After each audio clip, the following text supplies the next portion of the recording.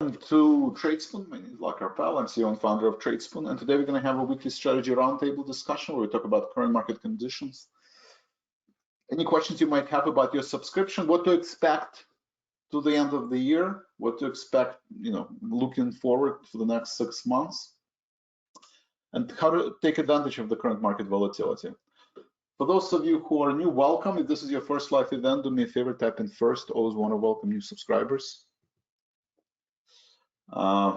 Thank you, Fred. It is nice and neat. I'm so proud of myself. Nothing is laying around. All right. I was executive vice president, head of technology at Options Express from its inception through 2007. Options Express was an online broker dealer acquired by Charles Schwab. I've been trading for over 20 years. I need to update the slide. This is my passion. I like managing my money. I like teaching. Come from the family of teachers, and I have a master's degree in computer science. So my background is technology, building models, IT, or working as a CTO at different companies. A little bit different experience from most of the newsletters out there because these are usually ex-floor market makers, right? That worked on exchange floors. My experience is the opposite. I work in technology, and then once generated certain capital, I realized that I have to manage it myself. So that's a little bit different background. Disclosures are very important. Please read them. Trading stock and options involve risk, not suitable for everyone. You must be aware of the risk and be willing to accept it in order to invest in current market conditions. I'm not a financial advisor. I'm not registered with FINRA nor SEC. I'm showing you what I do in my own account, based on my own risk tolerance level for general education and information purposes only. Please consult your financial advisor prior to making any trading decisions. Also, it should not be assumed that the future trade picks will be profitable or will equal past performance. All right, before we go into a trading plan and maintaining journal, let's talk about market, right? We're here for usually 3 reasons. Education, for those of you who are new to trading. For those of you who are experienced trader, usually it's generating income and maintaining your and hedging, right? So generate income and at the same time, with well-defined risk. So we just had a PPI data, which was worse than expected, right? The inflation is still going on, and the reaction, personally, I'm a little surprised, right? Yield jumped above 3.5, Treasury sold off, and market is kind of, just kind of shrugged their shoulders. We're down maybe 0.5%, and now, basically turning positive. Probably, a lot of people are on vacation. A lot of people are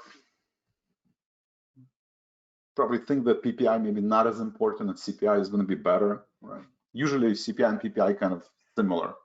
I doubt that CPI would be, a lot better and would drop for PPI, because PPI shows that still wage pressure, still services higher, like we had ISM, ISM and PMI numbers.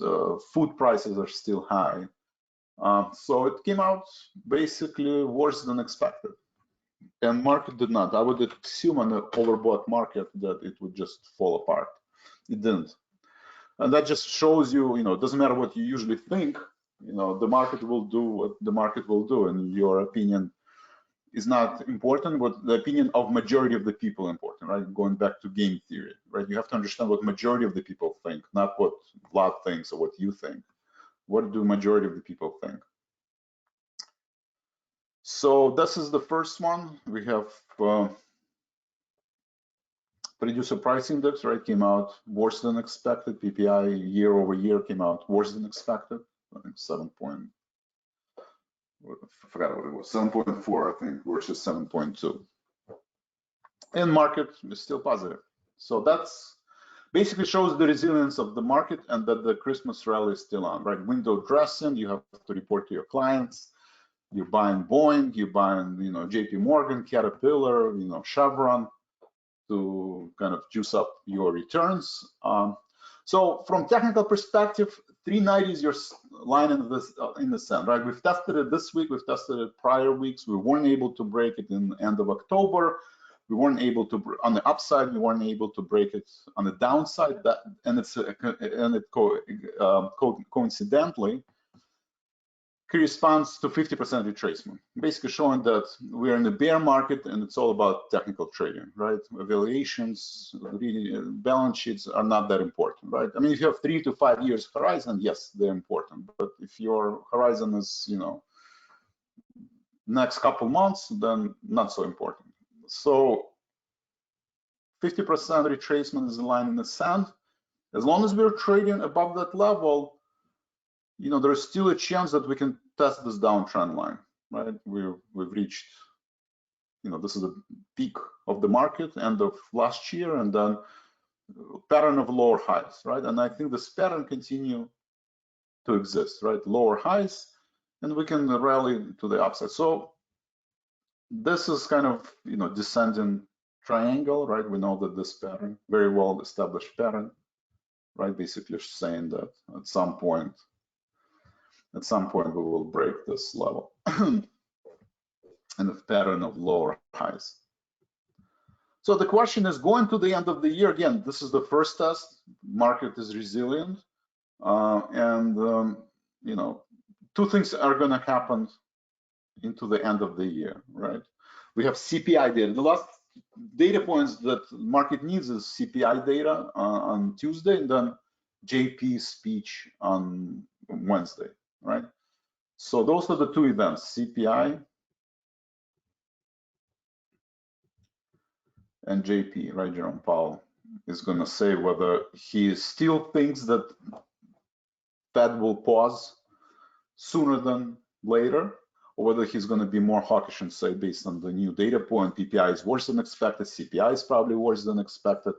We're going to, 75 basis points. We're going to raise 75 basis points in December. And by the way, at least 50 basis points in January and February. Market doesn't anticipate that, and that will cause the market to do this, right? Right. So those are the two choices, right? Going into the end of the year, we either retest 410 or maybe even marginally higher, right? Marginally higher, or we're basically going to break through the 390 level, I don't know, drop another 4 or 5%, I don't know, 380, 370, something along those lines. So that's scenario number one.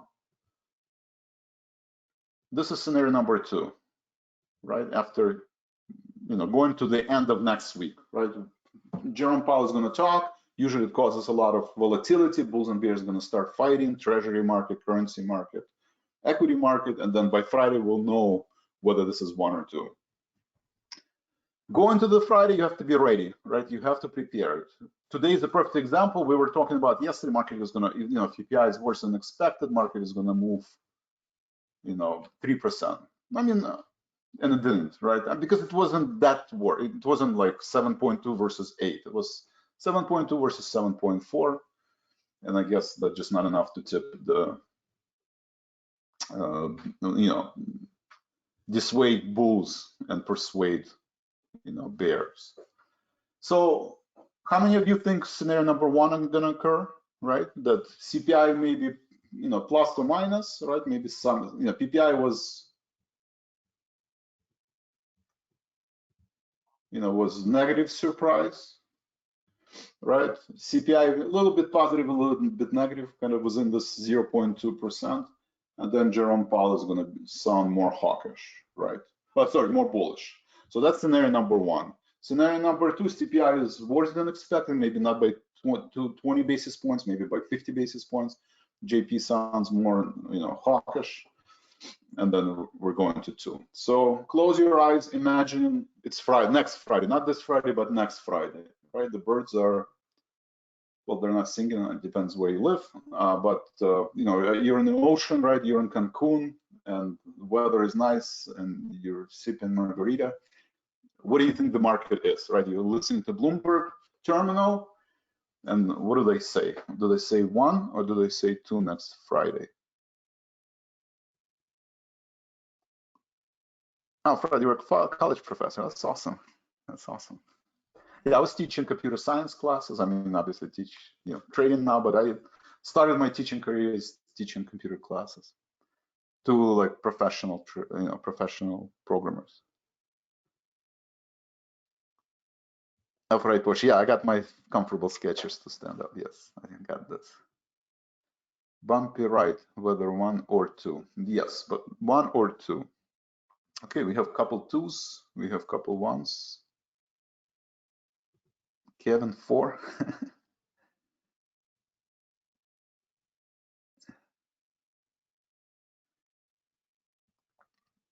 So Kevin is asking, what is my take? What CPI will do to the market? My answer, half of you said 1, half of you said 2.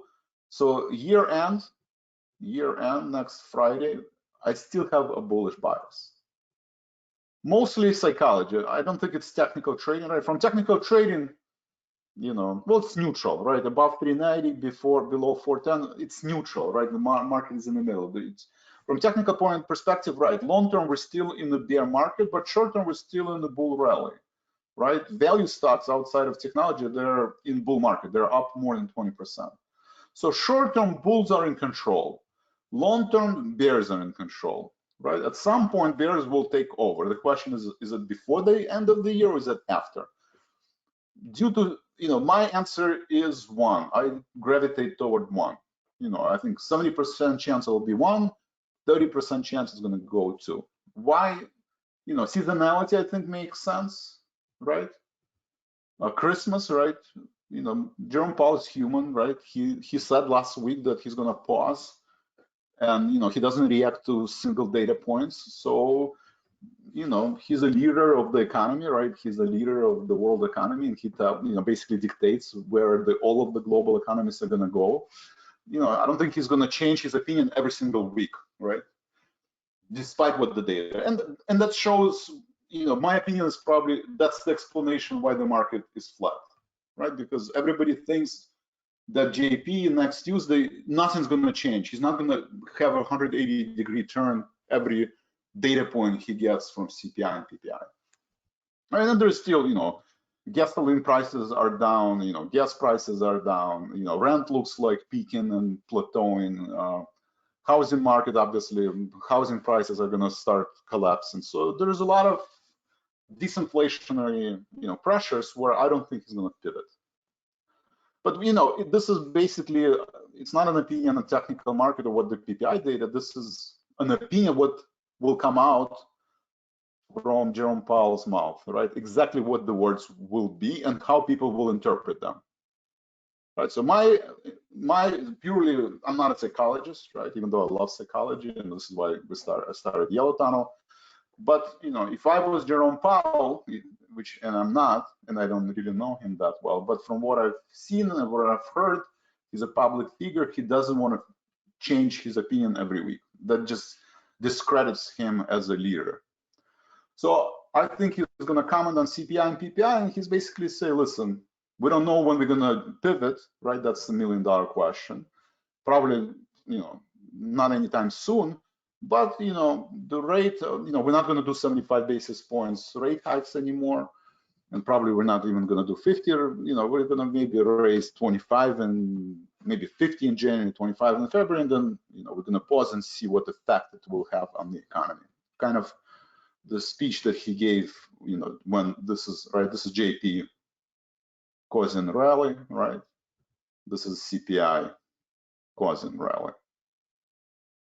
So CPI, print GPI. So my opinion, 1, right?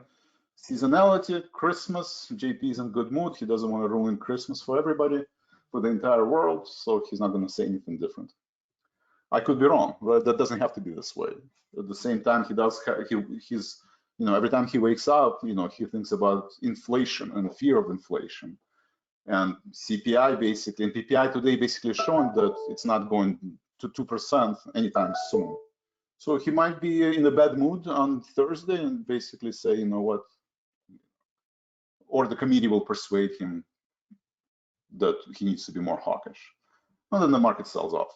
So this is a guessing game of what will or will not be said by Jerome Powell. So but I'm in a 1 campaign, right? I think it's 1. More importantly, right? I mean, this is 5% up, 5% down. You know, I guess we'll see. More important is what is going to happen the first half of 23, right? We have to get ready for 23. Everybody's getting ready, right? Right now we're going to have taxes, right? Everybody's going to think about taxes, tax harvesting, you know, wash sales, and how many, you know, how much they gained, how much they lost. You know, that will pick up in volatility, right? And then all the wealth managers have to figure out, okay, this year was dismal. I lost money in bond market. I lost money in equity market. What do I do in the next 6 months, right? And you know, I was reading a data point that still like 70% of wealth money managers think that the market will yield 10% next year. So the market is going to be up at least 10% in the next year, which is a pretty significant, you know, statement, right? So we're going to end up at 440 next year. So that's a little bit too bullish, I think. So majority of money managers are still overly bullish. They still think basically soft landing, that we will end the year at 440. That means we're probably not going to break 350. You know, we might retest 350, but not break, right? Because if we break 350 and end up at 300, which is the other 30% people think, I doubt from 300 to 440. I mean, this 30%, 40%, you know, that would be, you know, too big of a rally, 40% from the bottom. But okay. So that's the question, right? So majority of money managers basically think by the end of the year we will be at 440. That means that for 6 months we might actually be at 460, right? Soft landing, right? So majority of money managers out there, based on the Bloomberg survey, think we're going to be at least 460 next year and end the year at 440, right? 10% return year over year. Okay, so that's scenario number one, soft landing, right? And that's majority of money managers, people who do this for living, right? They are basically saying 460. The other 30% basically says we're going to retest, you know, 460, that's 60 points, actually calling a lot more. They're calling for 320, right? Another majority call. And there are people who call 280 to, you know, 200, but we're talking about big numbers. Going back to game theory, you don't really care what 5% of the people say. You care what 55% of people say and what the other 45% people say. Minority is not really important. So the other people said, you know, we're going to drop, so we can rally, you know, at least 60 points, right, from this point. That's scenario number one, plus 60 points. And the other people say, no, we're going to drop 100 points or 80. Let's call it 80. So it's at least apples to apples. And that's scenario number two, hard landing, right? So you have soft landing versus hard landing. Soft landing argument is very simple, right? Powell is going to already said that he's going to pause and he's going to watch. You know, one data point, PPI data is not a big deal. You know, the trend is down. So in January, February, the PPI, CPI data will continue to go lower, and Powell will pivot sooner than later, right? First, next 6 months. And then it will not have material effect on margins and earnings of S&P 500 companies, and the market is going to rip up 60 points. That's the main argument and the gist of it. The hard landing basically says the opposite, right? Powell is going to watch and pause, and he's going to pause, but he's not going to pivot, not until end of next year. And 2 years of 4 or 5% interest rates going to have a detrimental effect on earnings. And you know, the announcements like Tesla announced, you know, 20% reduction in their, you know, sales in China, and Apple announcing that whatever 20% reduction or drop in sales of iPhones. That wave is going to spill over into the rest of the companies, right? Boeings of the world and JP Morgans of the world, and Chevrons of the world, etc., etc. So how many of you, so that's again very important, right? Whether you're a long-term investor or short-term trader, this is the elephant in the room, right? $1 million question. And that's, you know, you need to have an opinion and kind of manage, right? If you think one, well, I would be start buying, right? Maybe not so aggressively. Maybe we will revisit 350, but you start using dollar cost average, and you buy a little bit at 410, you buy more at 380, and a lot of, I think still majority of the people do think we're going to revisit the lows, right? And we're not going to break them, but at least revisit them. So you buy here, right? If you think one, and you buy here, right? Because you don't know where, and you buy here, right? Right, if you think it's 320, then you kind of do the opposite. You sell at 410, and then you sell more at 380, and you sell at 350, right? Because you think we're going to 300, right? So completely different strategy. This is not just a mental exercise for the sake of, academic discussion, right? This is how you will actually create your portfolio and rebalance your portfolio, right? Completely different path, right? One is dollar cost average on the way up, and another one is dollar cost average on the way down. Okay, so how many of you think one, up 60 points? How many of you think two, down 80 points? And it doesn't have to be on June 1st, we're going to be at 300. We could be at 300 on July 1st. We can be at 300 in April 1st. That nobody knows, right? Without knowing the CPI and PPI data and the rate of change, and without knowing what the earnings will be in Q4 and Q1, you just don't know, right? You might speculate, but you don't know. But you have an opinion on the path of least resistance. Okay, so how many of you say one? How many of you say two? And how many of you say I don't know? I don't know is also a valid answer. Two, thank you.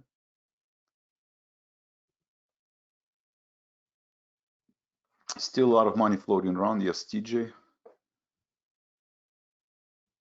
Okay, Kevin, thank you for your opinion on Powell and Fed in general. Thank you. All right, one, two, I don't know. One, five. 5 is what, 0? Market is not going to go to 0. What? Okay, 5 I assume below 300. Okay, thank you, Kevin. Short-term trading. TJ, is short-term trading paradoxically safer? Depends how you do it, right? I mean, if you have a strong opinion that the market is going to drop to 300, you can do long-term trading, right? You can just, every time market rallies, you buy puts or put spreads. You can build a big position if the market does drop 20%. You can make a lot more money than day traders. So it just depends on your plan and how well. You can be successful in short-term trading. You can be successful in long-term trading, right? I mean, the trend is very simple, right? You don't have to have a PhD in technical analysis, right? You kind of look at this, okay, we are in pattern of lower highs for the past year. Why would I think that all of the sudden this thing is going to reverse? The path of least resistance is to the downside, right? Unless things change, right? So the question is, will the things change, and when will they change? Nobody knows. I mean, they will change, for sure they will change. The question is time, when. And right now, on a day like today, where PPI number is not getting any better, this is the day to start thinking about how am I gonna protect my portfolio for this long term, and just start accumulating, short positions. You don't have to do it all on today, because market can still rally, right? 415, 420. But every time it rallies, you keep buying, right? I mean, you keep selling. 2, okay. Ian, okay, 2, but where will the money go to? Okay, very good question. 1. All right, fine. So we have, again, half of the people said 1, half of the people say 2. If you're interested in my opinion, and I assume you're not here, so you are, I'm going to say 2, right? I think the path of least resistance is to the downside, and on the day-to-day is just a confirmation. It's a confirmation that it's not a soft landing, but PPI is persistently high. CPI is probably going to be persistently high. That means the interest rates are going to be persistently high. So the question, million-dollar question, well, where will the money go to? That is a million-dollar question. And I've been saying that for the past 6 months. I obviously was a little bit wrong, right? a little bit wrong in timing, but I think the money will go into the bond market, right? Corporate bonds, municipal bonds, treasuries, all kinds of bonds. Not high yield, not junk bonds, but high value bonds that people going to look at 2-year yield, yielding 4%, average return in equity market is 7%. Why do I have to take any risk if I can just buy 2-year note and get 4% return? And no risk, right? Zero risk. No, not zero, but I mean, US government has to default, right? So unless US government default, which is unlikely event in the next 2 years, why do I have to, you know, day trade or long-term trade where I can just make 4%? So a lot more people are going to keep thinking about this and in this way. The reason I was off by 6 months or 3 months is because very simple, right? Inflation is persistently high and Powell was persistently hawkish. You can definitely see a pivot in his language, basically saying we're not going from 4 to 8, right? I mean, there are some rumors that we can get to 6%. I'm not in that camp. I don't think we're going to get to 6%. I think this, you know, especially in the 10-year yield, this is the top, right? I think somebody asked me yesterday, where would you be concerned about? You know, I'm looking at 1 month's chart, right? I'm going back all the way to 2008 crisis. So we're at levels of 2008 crisis, right? The next level will be, you know, the level of 2003 recession. So we have 2003 recession, right? The war in Iraq, September 11, internet bubble, right? So you have all these major events, and you know, this is the yield, right? 5.5 and 6. So if we get to 5.5 or 6%, then I would say, you know, again, I'm going to be off on timing, right? Eventually rates will drop, right? We know that eventually they do drop, right? After, you know, as they peak. And then bull market starts, but timing, it's very difficult. So this is, I would say, I would be concerned, and you know, and the only way this would happen if CPI and PPI data is going to be like today, right? It's going to be similar print in January, similar print in February, and Powell is going to say, well, I paused, I looked at the data, and data doesn't look good, so you know, we're going higher. Assuming that inflation has peaked and not going higher, and it's actually just going to plateau or slightly downshift, then so this is the worst case scenario, right? Which I think is unlikely scenario. And the core scenario is that we have peaked. I don't know what it is, 4.5%, 5%. Okay, so but this is a core scenario, right? And then, you know, maybe after bad PPI and CPI data, we do this, but then, you know, after the, you know, once the recession starts, you know, we're going lower, right? And not 2025, I'm talking about 2023, 2024.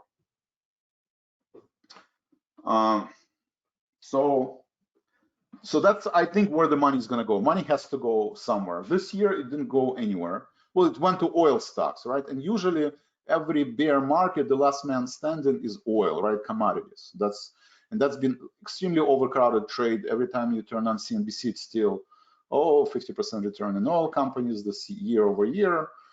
Okay, you know, so that trade, there's still people think about this trade, but usually, you know, if you look at the historically,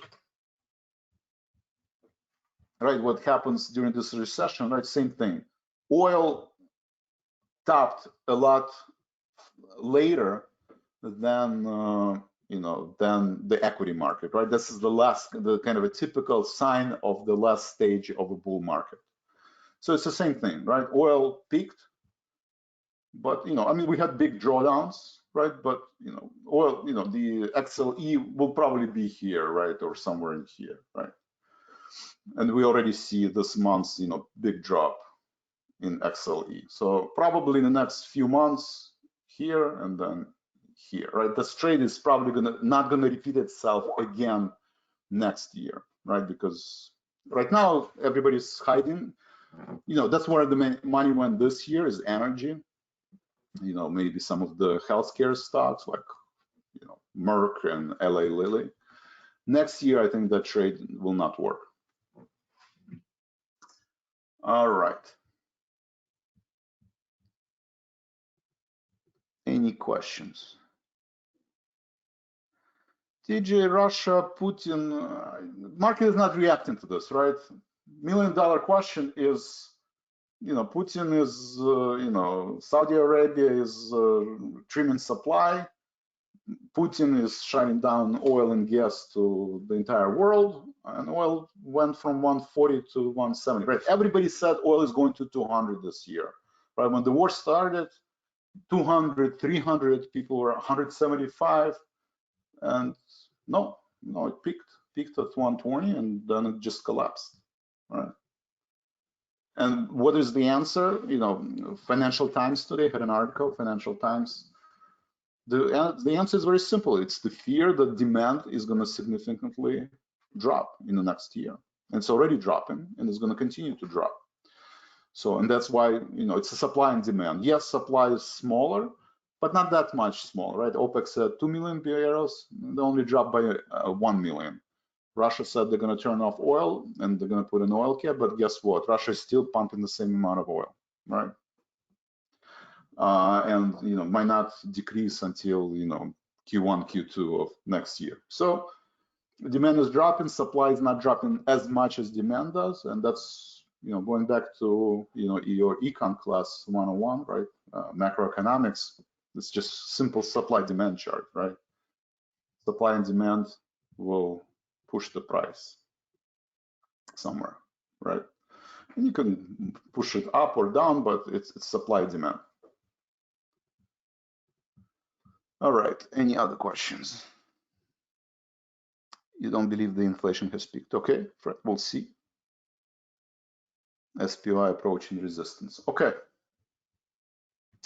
So that's good enough on the, and market for now is up. QQQ is up, spiders are up, semiconductors are up. Christmas is coming, Christmas rally is intact, right? And that's just the way the world works. Okay. This is all nice and wonderful. How do you trade, right? I always said that reading the charts and reading balance sheet is a great skill to have. But if I have to ask you, like, what do you think, if you close your eyes, what is the number one, not a tool, but skill? What is the number one skill you have to have in order to be a successful trader? Okay, here's $1 million question. What is the number one skill, in your opinion, you need to have to be a successful trader? So I'm going to pose that question to everybody. TJ, thank you.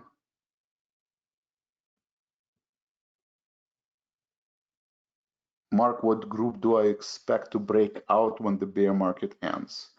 I mean, usually technology, right? I assume you're asking, like, when the market is going to bottom, which one is going to start rallying the hardest? Usually it's technology. It's your Microsofts and Googles and Apples. XLK trap overnight closed at 127 put. But, market is up. I'm probably not going to close it. We'll see. I'll probably, Monday, maybe Monday close it, maybe, because we do have PPI data. But it depends on your trading plan, right? It depends on your trading plan. If you 33% gain and this is something you're comfortable with, great. And you don't want to take the risk of bad CPI data, then just close it. You reach your target gain. I think I can squeeze a little bit more, but if you reached more, then it's good. All right, patience, risk management, portfolio drawdown. All right, so nobody said reading charts or reading balance sheets. Okay, so it's all right. So risk management, number one, people say, portfolio drawdown, patience. Yes, these are all great skills. We're all saying the same thing. I'm gonna say a little bit different. I'm gonna say how well you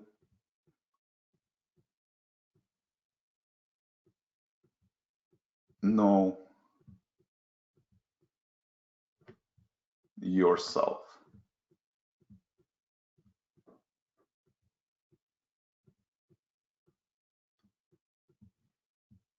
Right? Basically, i.e., if I have to say one word, it's self-awareness.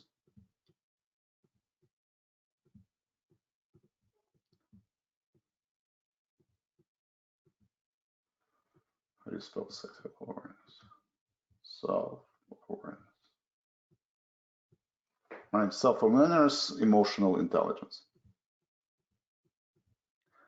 And research shows this over and over again, right? We have these, every couple of years, you have these, I mean, cryptocurrency, right? This whole collapse of cryptocurrency, we're not gonna names, but, or, you know, these guys, what is it, NFX or NTF, whatever, this hedge funds, you know, if you look at the history of the managers there, they're all Stanford graduates.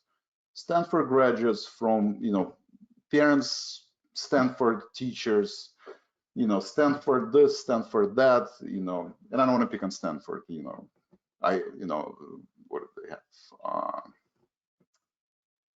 MIT graduates. So they build teams of the brightest minds in the world, right? And I mean, this example, we might argue about greed. Let's assume it wasn't greed, but over and over again, you have these hedge funds where Stanford graduates and MIT graduates are building teams of the brightest minds in mathematics, physics, and economics. And the hedge funds blow up, right? It happened in '96, I think, right? 1995, the Russian, you know, ruble collapse, and it happened in 2001. I mean, it happens every single year. It happens every single year. Assuming, you know, we're not talking about, you know, Madoff type of scandals. Let's assume they do have good intentions. Why are they collapsing? We're talking about people, not only are they good in reading charts, they're good in, you know, they have access to billions of dollars, they have access to the brightest minds. Why are those hedge funds fall apart? Those hedge funds fall apart, in my opinion, right? And from what I've read, is that they don't have self-awareness, right? They don't know themselves, right? What do I mean by that? You know, I quote this Master Magritte, but the idea that you don't know whether we're going to have a hard landing and soft landing, right? So let's assume right now I say hard landing, right?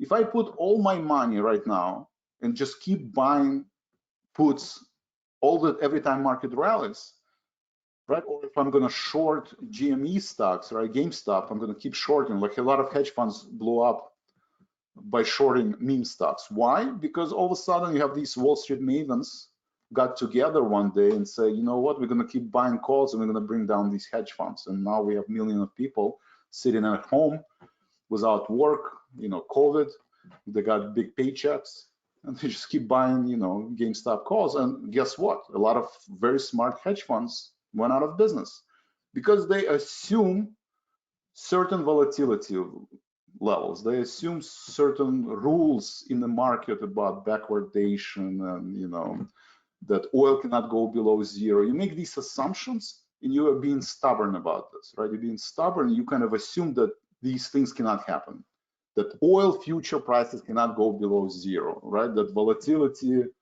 on GameStop stocks cannot go to a certain level, and you're putting all your money into the trade, and guess what? It happens, right? It happens, and what you think is never going to happen, it does happen, right? Because you're either being stubborn, or because of your ego, or just because you just don't know how you will feel, right? Or what you will do if the unknown will happen, right? So self-awareness is very important, right? Predicting, right? The word is predicting, right? How can you predict yourself if your opinion doesn't come into fruition, right? How will you feel if you're a hard landing and then soft landing scenario happens? How will you feel that, you know, the soft landing is, you know, scenario, but the hard landing happens? You know, how would you feel if you're betting that oil cannot go below zero, futures on oils, and it does? How much money are you willing to risk in that scenario? And what is the appropriate, right?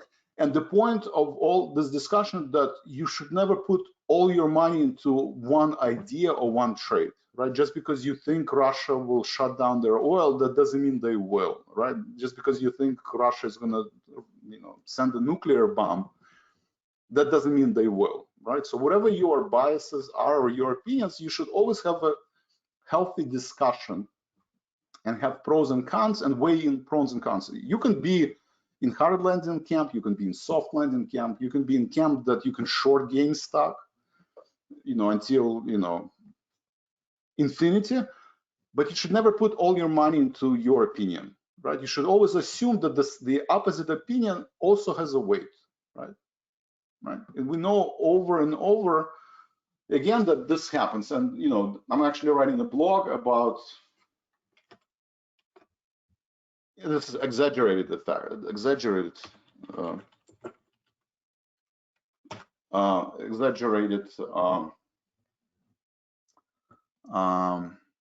example, right? But the book basically talks about this, and the book starts where, devil is basically asking one of the main characters in the book, Berlioz, is basically asking, does devil, is Satan exist? Does Satan exist? Does, evil exist? And, this is Soviet Union. He's obviously saying no, no way. And because he's wrong, as an example, he's, he's ripping his, he's fallen on the rail tracks and his head is cutting off, right? So it's a metaphor, right? It's symbolism, but it's extremely important, and it translates into a trading, right? If you don't want your head to be cut off, don't assume one scenario or the other scenario and put all of your money into that trade. Always make an opinion in the market and only risk a certain amount of money. So that's a long discussion because, I just want to make sure that you always think about this book and what can happen to traders.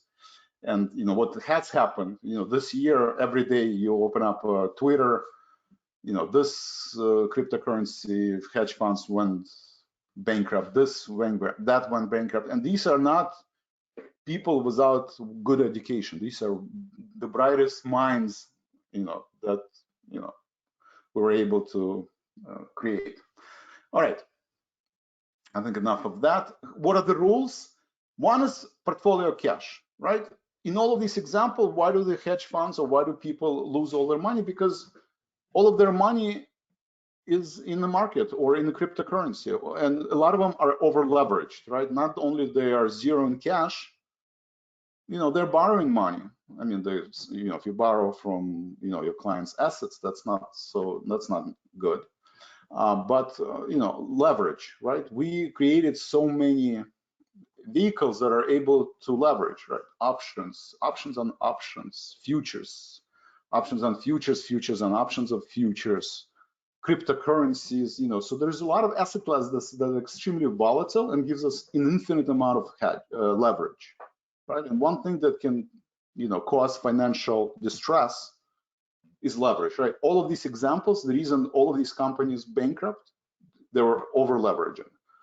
Simple rule, not to get your head cut off, is you keep a certain amount of your portfolio in cash, 50%, 30% of your portfolio in cash.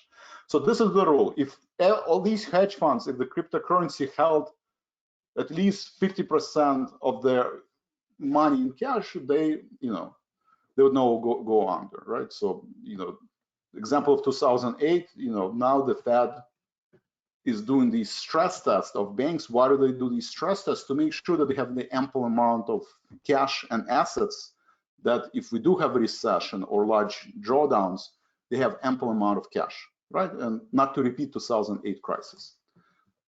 Traders should always feel like, there's, that somebody's auditing them, right? And if I go at night and ask you how much cash you have, if you get a sign on all your short puts, if all your, futures will get a sign, how much cash do you have?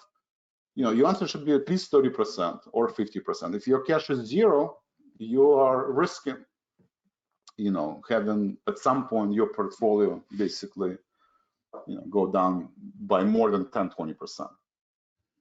So cash is important. Second one is portfolio drawdown, right? We talked about this. 4 positions, no more than 2.5% risk per position. So there are simple rules and safeguards, right? What did Fed decided to do with banks? They basically say, okay, X amount of your percentage of your debt or percentage of your assets have to be in cash, or it have to be this, right? And you follow these rules and you enforce them, right? When you trade on your own and you're a retail investor, I mean, ask your spouse to audit you, ask your kids to audit you, or just be honest with yourself, right? Self-awareness, right? Emotional intelligence. If you have that, then you audit yourself, right? You keep a journal and you ask yourself every time before you trade, have a checklist, right? Pre-order, pre-trading requirements. Every time you put on a trade, what's the requirement? Do you have more than 4 positions?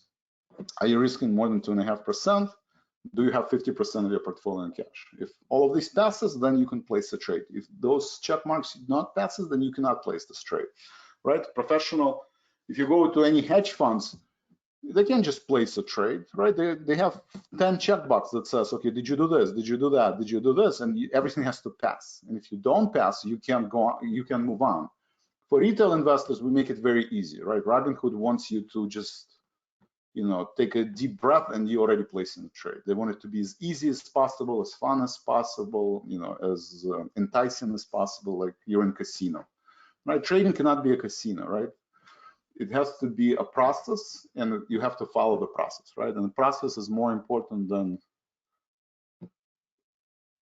the outcome. Process is more important than the outcome. All right, any questions? Okay, I've been talking a lot. So those are the rules. Cash, I propose 50% of your cash on average, no more than 4 positions, and do not risk 2.5%, right? Fred asked me, position is up 30%, should I be out? My answer is create a trading plan and stick to your trading plan. All right, I look for 0.5% gain to 1% gain on every trade. You might be looking for 2% to 4% gain on every trade in your account value. Whatever your goals are for that week, for that month, for that year, you follow those goals, right? I always look at compounding investment, right? Compounding investment. So I have a goal to make 1% every week, because I know if I can make 1% every week, that means I can make 52% every year, and that's enough for me. So when I close my trade, I basically ask myself, have I made 1% this week? And if the answer is yes, then I close the position. Why take any risk? And if the answer is no, then I evaluate the risk. Look, is there a CPI print, PPI print? Does it make sense? So you always have these goals, weekly, monthly, annual goals. You have goals for every single trade. If your goals are met, you're out. If your goals are not met, then you make a decision whether the risk is worth the reward. So those are the very important rules, right? The number of position, account value, and again, self-awareness, earnings awareness, and do not chase the trade, do not be married to the trade, avoid trading when you're hungry, angry, lonely, tired. Do not call the bottom or the top, right? You shouldn't say, well, 410 is the absolute top. What if it hits 415? What if? So look for bottoming process or top building process. This is a classical example where right now we are building top, right? For the past, over more than a month, we're not going anywhere, right? We're just staying still. This is an example of building top, right? It might end here, right? And it might end, somewhere else, right? But if you're in hard landing camp, it's coming to an end somewhere, right? Somewhere in this region. At some point, market was not going to go higher, right? So you just look for signs of top building process. This is a classical example where in the past months we're staying still, we're building the top, right? Bulls are losing momentum. They're definitely losing momentum. All right, how do we help a Tradespoon? Right, this is all nice and wonderful, but we're here to actually make money, not talk about, higher level ideas. Elite circle, right? I would start with the services where you can follow my trades, right? I have access to a lot of information. I do this for a living. I manage all my money. I've been doing it for over 25 years. If you've been doing it for 25 days, I propose you start with a lead circle and you invest into education, right? I'm come from the families of teachers. Fred is a teacher. He can tell you if you send an email to Fred, just basically say, can I make money in the market without learning anything or just following Vlad's trade ideas? Unfortunately, the answer, Fred will probably tell you the answer is no, right? You can follow as much as you want on every trade I make today, right? But one thing I can never tell you is the quantity, right? So this is an example of XLK, XLK, I bought XLK put, right? Let's say.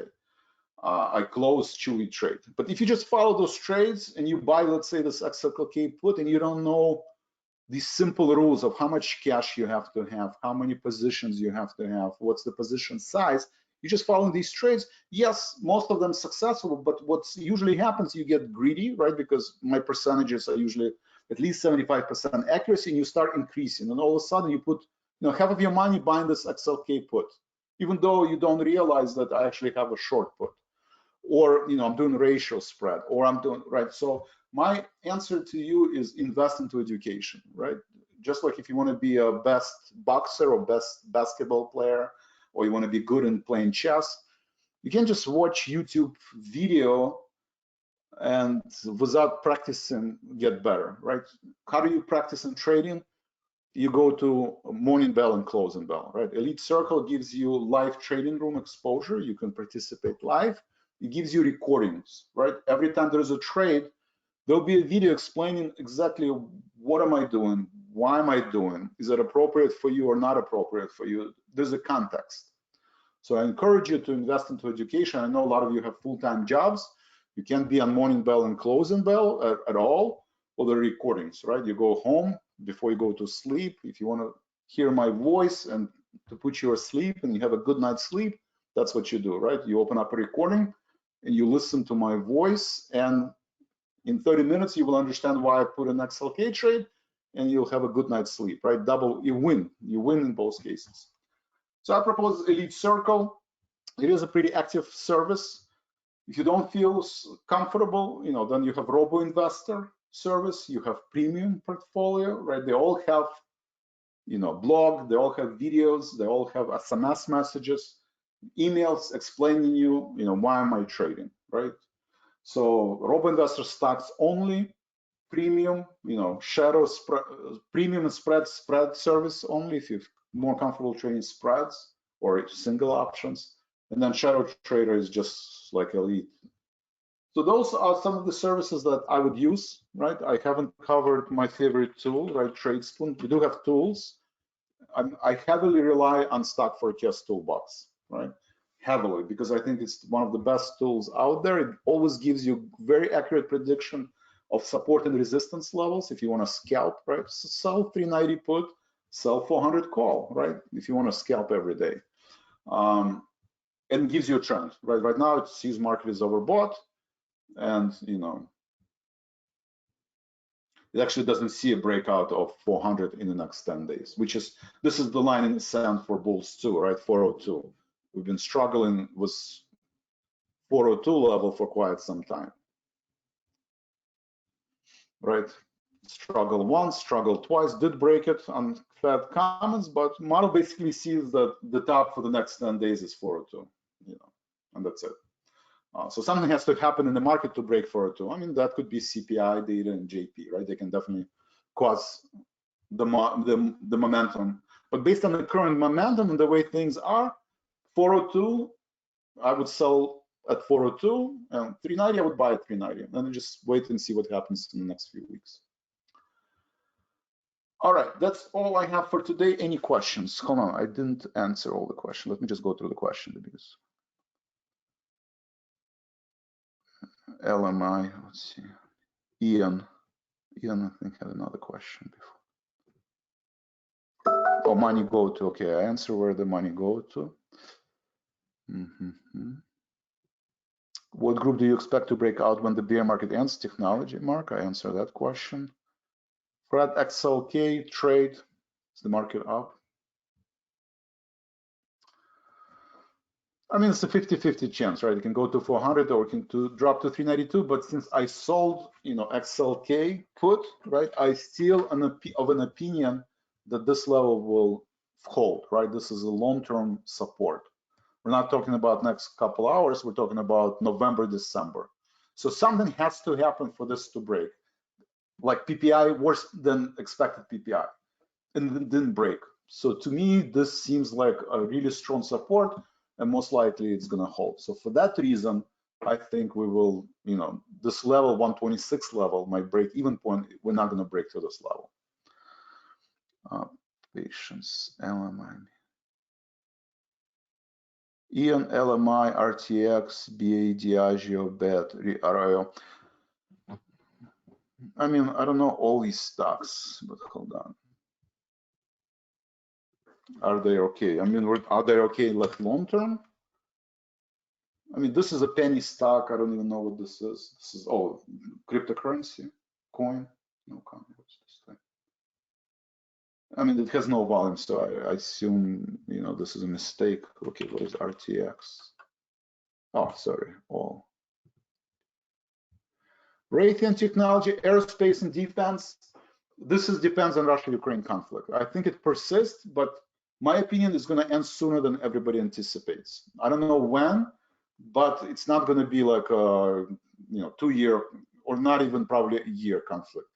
At some point, if more people going to be in my camp, where it's going to be end sooner than later, and Russia will at least capitulate or get close to capitulate, or find some kind of an agreement with West, right? We saw they were able to get, Greiner, right? This Olympic champion in women's basketball. They were able to negotiate with Russia, bring her back.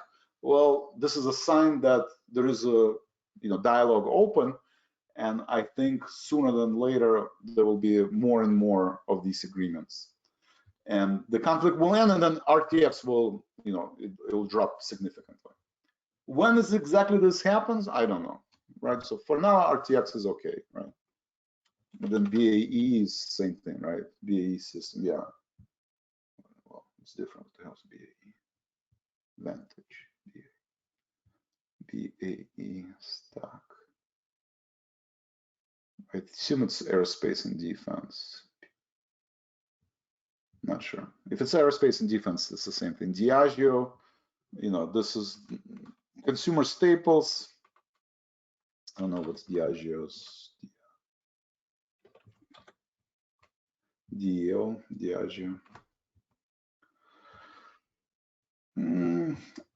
Consumer staples, I don't know how safe they are. I mean, they will probably outperform the market on the downside, but it's overbought. I think consumer staples are overbought, and I think they will revisit the lows, or at least, and probably break them.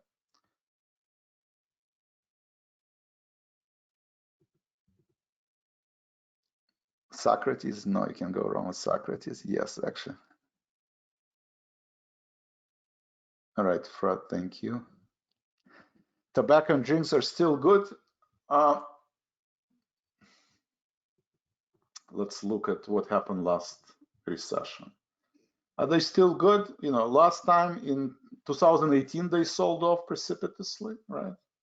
Nobody was hiding in them. In 2018, sold off precipitously. Nobody was hiding in 2018 when Fed tried to raise interest rates. 2008, nobody was hiding in consumer staples, right?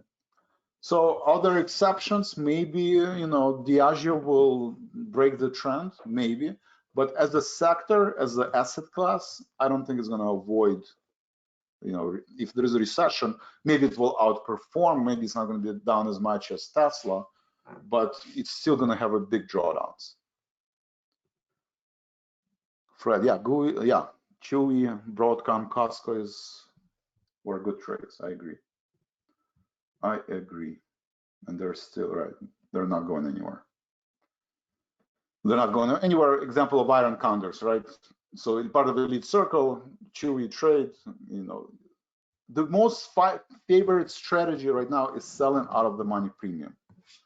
Half of the people do it with weekly options, half of the people do it with monthly options. Just depends what you're comfortable with. You can make money with both.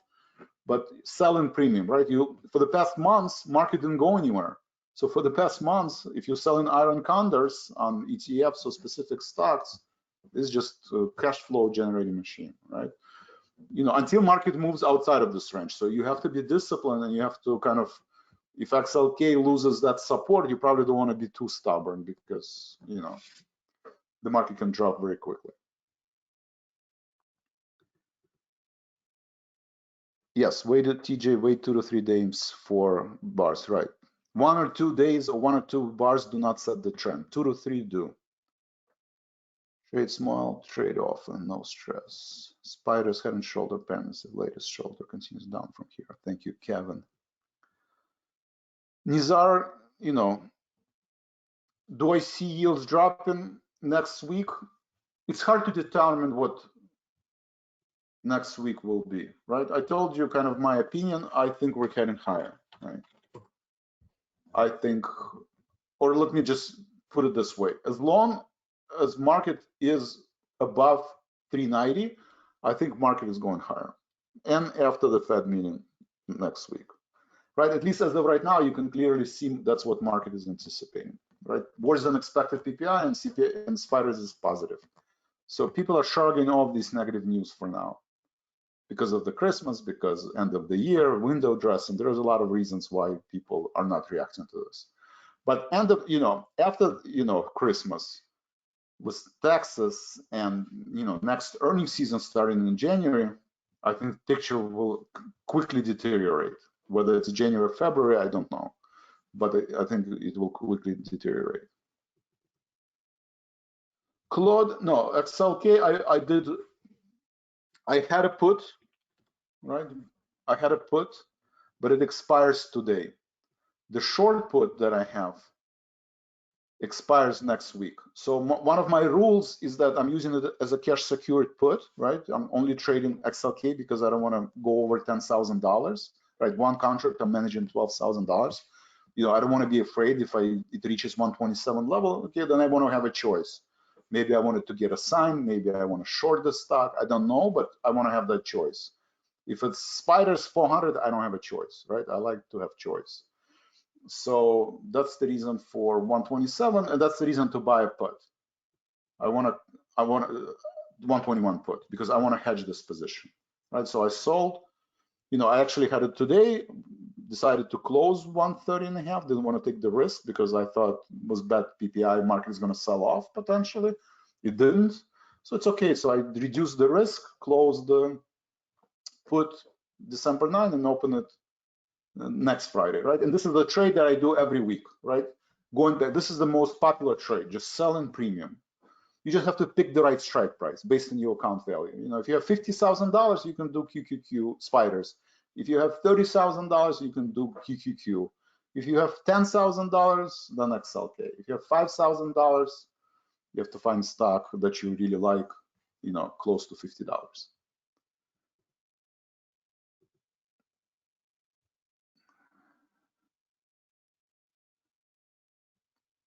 It was a bad trade, Kevin. Right, we're not going to get into politics, but you should pay attention to this news, right? You don't have to really doesn't matter what your opinion about, politics, but you start seeing signs, right? Russia is not shutting down oil. They're not shutting down, they're still pumping oil. The oil prices are below where the war started. The wheat prices are below,